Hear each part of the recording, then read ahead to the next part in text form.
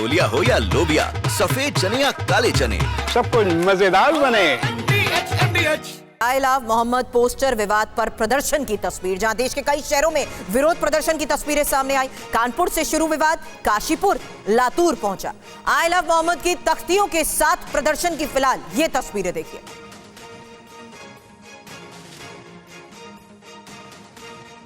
और अब 4 तस्वीरें आपको दिखाते हैं टीवी स्क्रीन पर। ये 4 तस्वीरें अलग अलग जगह की हैं।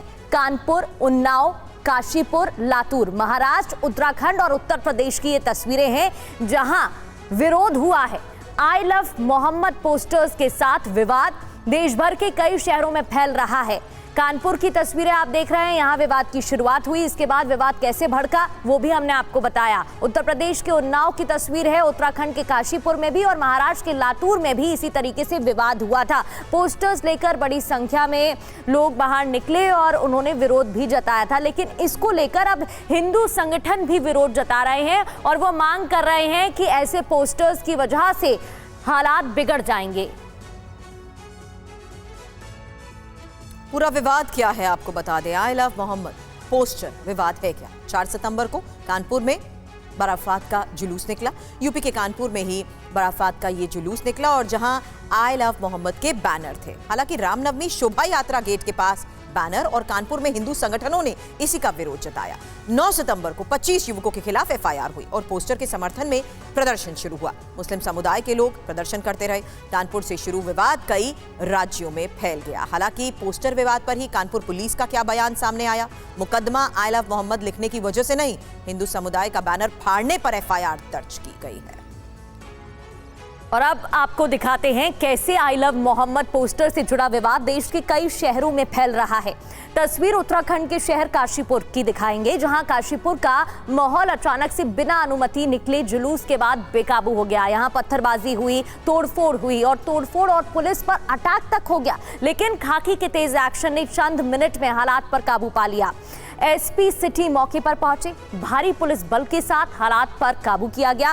पुलिस का कहना है कि जुलूस में 400 से 500 लोग शामिल थे और मंच से भड़काऊ भाषण दिए जा रहे थे। जब रोका गया तो भीड़ ने पुलिस पर हमला किया और सरकारी वाहनों को नुकसान तक पहुंचाया। इसके बाद मुख्यमंत्री पुष्कर सिंह धामी ने बुलडोजर पर भी कार्रवाई के आदेश दिए। सरकार का बुलडोजर गरजा, जिस स्थान पर उपद्रव हुआ वहां अतिक्रमण के खिलाफ एक्शन लिया गया। अब इसी विवाद की लपटें महाराष्ट्र के लातूर में भी दिखाई दी। यहां मुस्लिम समुदाय की ओर से आई लव मोहम्मद के नारे लगाते हुए रैली निकाली गई। रैली आजमगढ़ गोलाई से शुरू होकर टाउन हॉल तक पहुंची। जगह जगह मुस्लिम समाज के लोग बड़ी संख्या में मौजूद रहे, जुलूस में शामिल हुए और देखते ही देखते हुजूम हजारों से बढ़कर लाखों की तादाद में बदल गया। प्रशासन की ओर से सुरक्षा के कड़े इंतजाम किए गए। पुलिस बल हर जगह तैनात रही ताकि भीड़ को नियंत्रित किया जा सके, किसी तरह की अप्रिय घटना ना हो। लातूर में ये रैली शांतिपूर्ण रही, लेकिन नारों से माहौल गर्माता हुआ जरूर दिखाई दिया।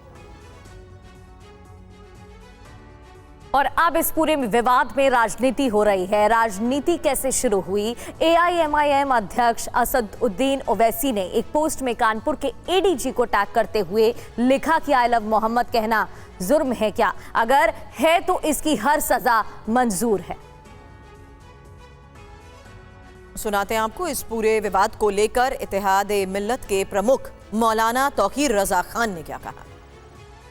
ये अगर किसी ने बैनर लगाया है या कोई नारा लगाया है, इसमें किसी को क्या दिक्कत है? और इस्लाम इंटरनेशनल मजहब है। पूरी दुनिया में हुजूर नबी करीम अलैहिस्सलातु तस्लीम से मोहब्बत करने वाले बसते हैं। हिंदुस्तान आज़ाद मुल्क है और सभी धर्मों को अपनी बात कहने और अपने मजहबी रस्म व रिवाज पर अमल करने की खुली छूट है।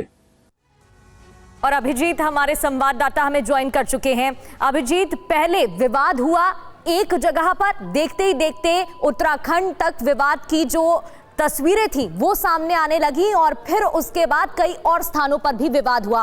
अब राजनीति भी शुरू हो गई है।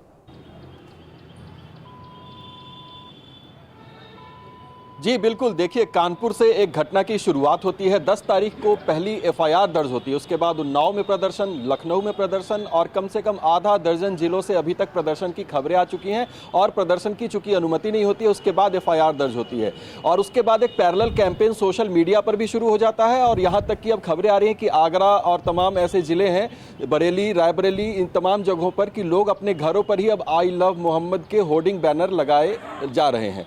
पुलिस की तरफ से कहा जा रहा है कि कभी भी आई लव मोहम्मद जैसे शब्द लिखने पर या फिर उसके बैनर लगाने पर विवाद था ही नहीं।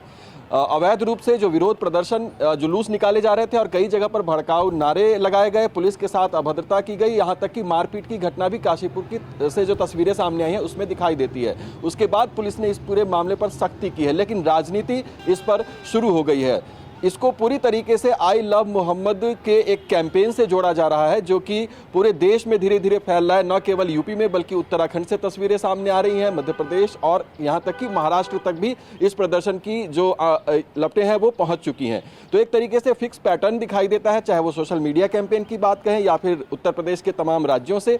लेकिन चूंकि ये जुलूस या फिर इस तरह के प्रदर्शन और एक तो नवरात्रे भी कल से शुरू हो गए हैं, तो किसी तरह से कानून व्यवस्था जो है वो बरकरार रहे और आपस में समुदायों के बीच में टकराव की स्थिति पैदा ना हो, इसकी वजह से भी अब पुलिस ज़्यादा सख्ती से इस चीज़ को निपटने की कोशिश कर रही है। लेकिन अब इस पूरे प्रदर्शन ने राजनीतिक रूप तो ले ही लिया है, इसका पैटर्न भी धीरे धीरे चेंज हो रहा है। सड़कों पर निकलने की बजाय लोग अब अपने घरों में, दुकानों में, प्रतिष्ठानों पर इस तरीके के होर्डिंग बैनर लगाकर अपना एक तरीके से साइलेंट प्रोटेस्ट वो प्रदर्शित कर रहे हैं, जो कि एक मुद्दा पुलिस के और प्रशासन के मुताबिक है ही नहीं।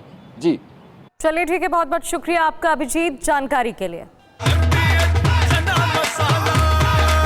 अब छोलिया हो या लोबिया, सफेद चने या काले चने, सब कुछ मजेदार बने।